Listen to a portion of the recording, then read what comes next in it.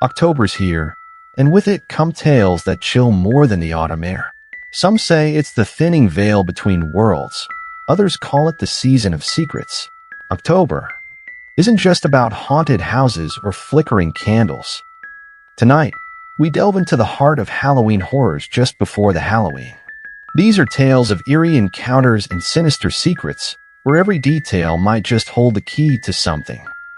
Settle in.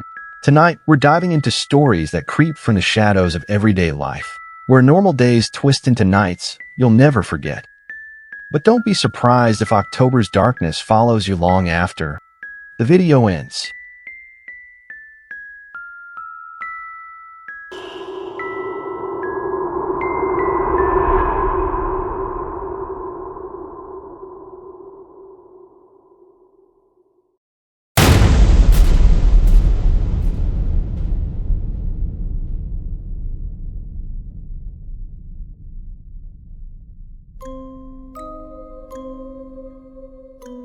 It wasn't supposed to be this hard. We had our routines, our little patterns to keep everything in check. I'd wake up, brew a pot of coffee, and pretend the world outside wasn't collapsing. It wasn't perfect, but for the most part, it worked, till the leaves started turning orange and Halloween approached. October had always been my favorite time of year. The crispness in the air, the comfort of sweaters, and the smell of pumpkins roasting on doorsteps. But this October felt different. There was an edge to it, like the world was waiting for something terrible to happen. It started with Jack, my husband, coming home from work quieter than usual. He was always the grounded one between us, the one who kept our family together when my own mental health wavered.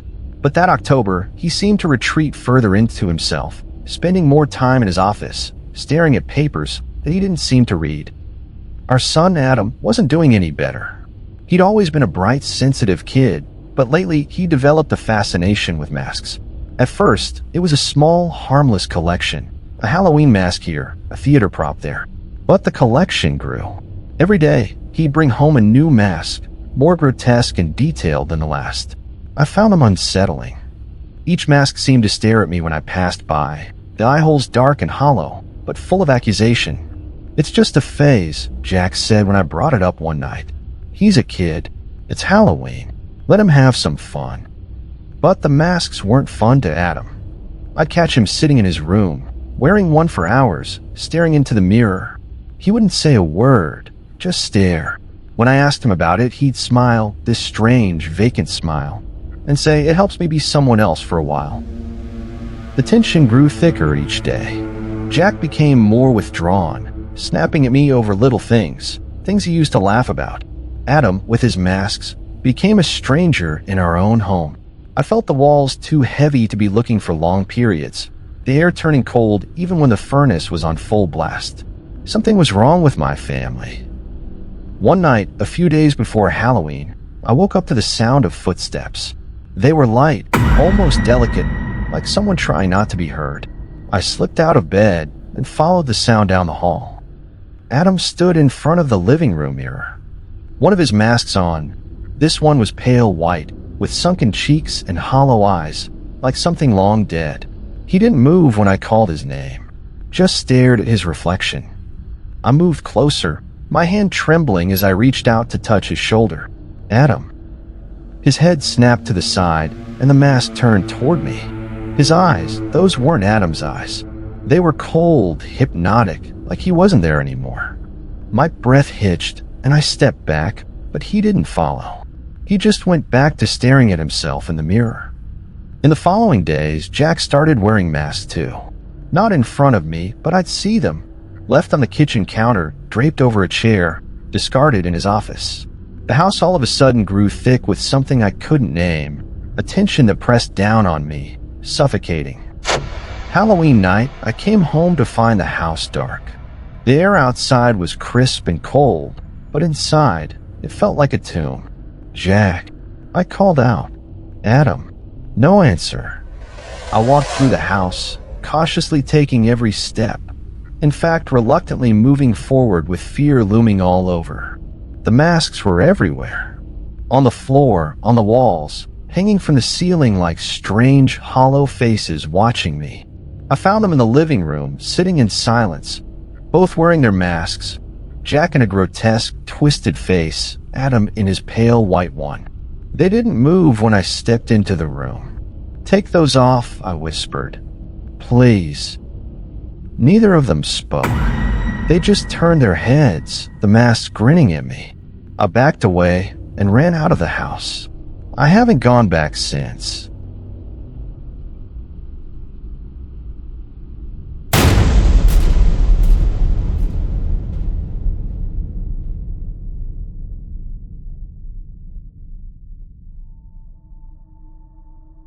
"Let's do it," said Dan, his voice a little too eager. I glanced at Jess, but she just shrugged. We were standing in front of the old house on Waverly Road, its dark windows staring back at us like dead eyes. Everyone in town knew the stories, the ghost, the disappearances, the curse. It was the stuff of high school dares and whispered rumors. But we were adults now, too old for haunted houses and silly games. Or at least that's what I thought. October was winding down, and we were looking for one last thrill before the season ended. "We shouldn't be here," Jess said, her voice soft. Dan rolled his eyes. "It's just an old house. Come on, we've talked about this for years. Let's go in, take a look around, and we can finally say we did it. What's the worst that could happen?" We pushed open the creaking gate, the air around us growing colder as we approached the front door. It felt wrong being here. The house was too quiet, the kind of stillness that makes your skin crawl. Inside, the air was thick with dust, the floors creaking beneath our feet.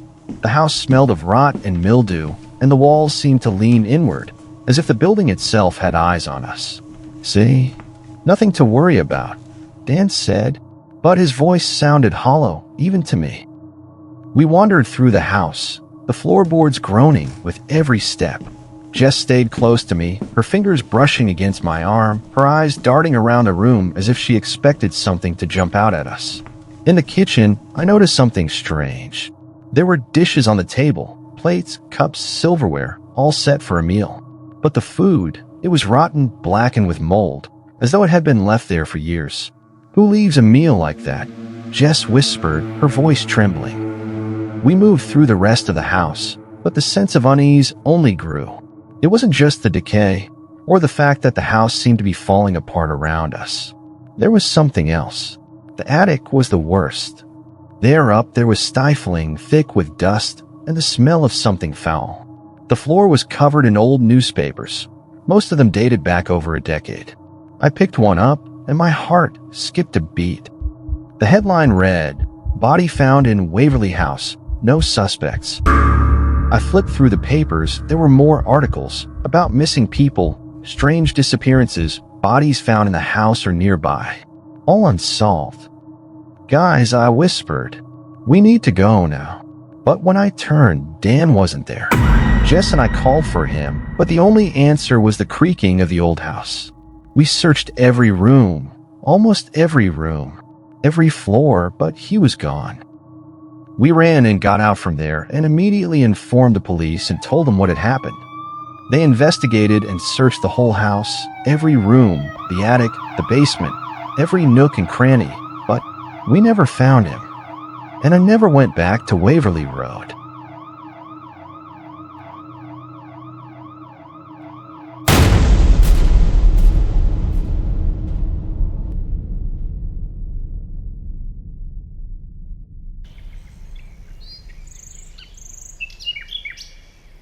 I had always loved hiking. There was something about the quiet rhythm of my boots hitting the earth and the isolation of the wilderness that gave me peace. It was a form of escape, a way to leave behind the noise and chaos of the city. Lake Winona had been on my bucket list for years, a hidden gem tucked away deep in the forest. Fall seemed like the perfect time to finally check it off. Crisp air, changing leaves, and an empty trail. I had been planning this solo trip for months, waiting for the perfect window when work eased up and the weather was just right. There were no cabins or tourists this deep into the woods. Just me, my gear, and the trail. The remoteness of it was supposed to be part of the appeal.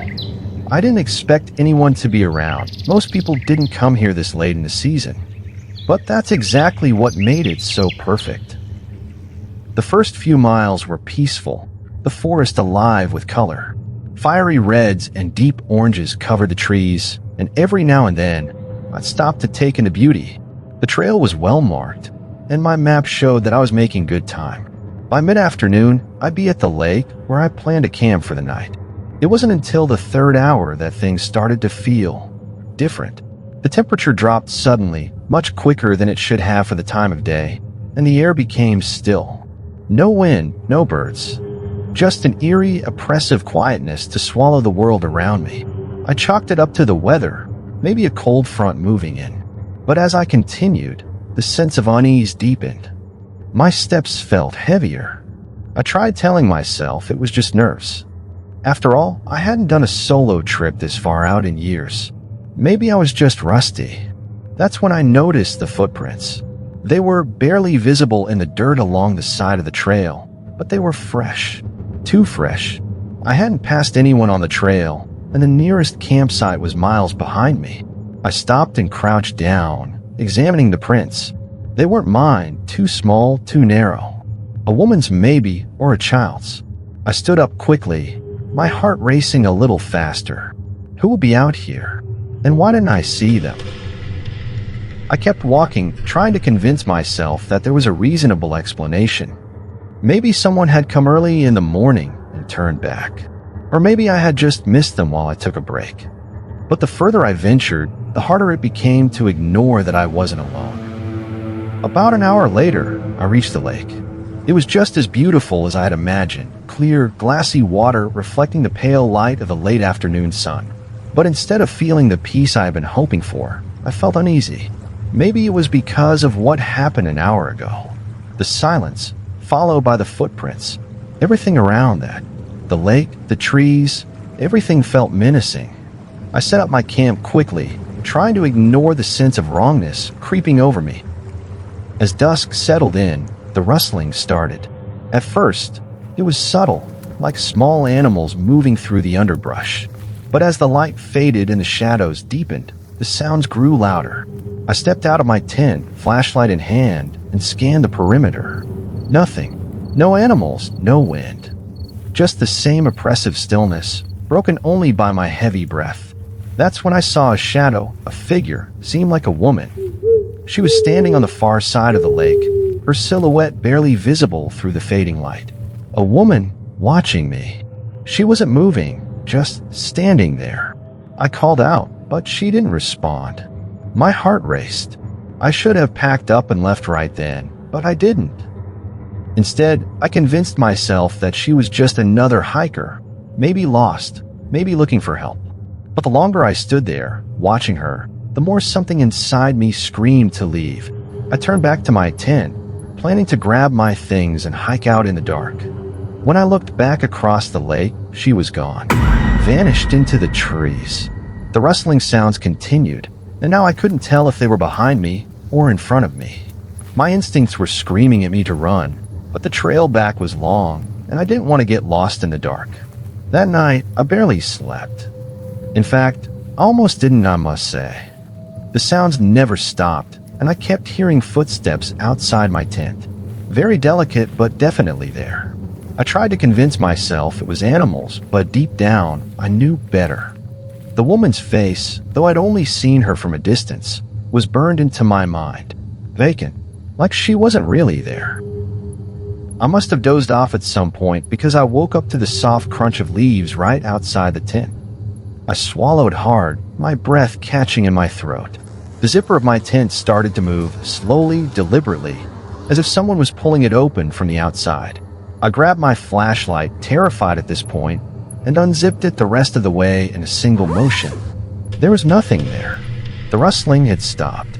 The woods were silent, but it wasn't the peaceful kind of quiet. It was the kind that made your skin crawl. I couldn't stay any longer.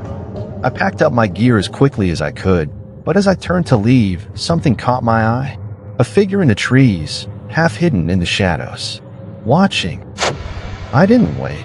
I started down the trail, moving as fast as I could without running. But the further I went, the more I realized something was wrong. The trail, it wasn't the same. The markers I had followed so carefully on my way in were gone. No signs, no footprints, just an endless stretch of forest that seemed to twist and shift around me. The sun was starting to rise. I could see shadows lining through the trees. I kept walking, but the trail didn't lead me back to the entrance. It led me deeper into the forest, winding in directions I didn't recognize. I don't know how long I walked before I could see something like an exit. Relief washed over me. When I finally stumbled out of the forest, gasping for breath, I realized I was standing on the edge of the lake. Again, the same spot where I had set up camp the day before. Everything seemed different. The water wasn't clear anymore. It was dark, murky, as if something was lurking just beneath the surface. And there, on the other side of the lake, she was standing again. The woman, still watching, as if she had been waiting for me. I ran. I don't know how long I ran for. I wandered for hours, but the forest seemed to shift around me, closing in tighter and tighter, and the ground beneath my feet became uneven, treacherous. I somehow found my way out. Since then, I never made it to the lake again.